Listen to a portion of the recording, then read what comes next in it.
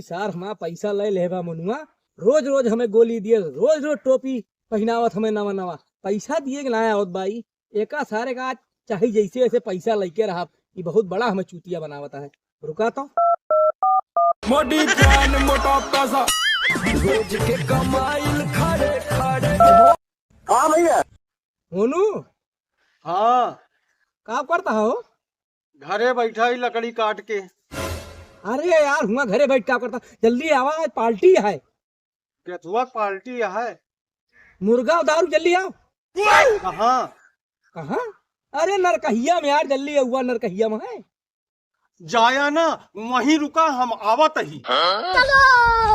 ठीक है आवा। दारू के पार्टी या बाटी कौन है रे?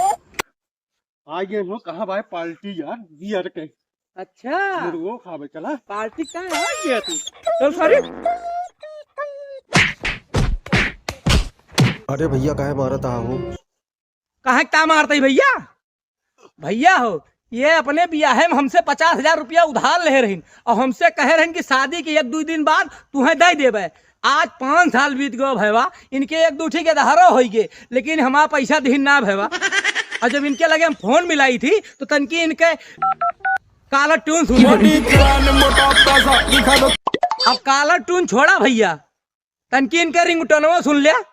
हिया ला रे मोबाइल, मोबाइल ला।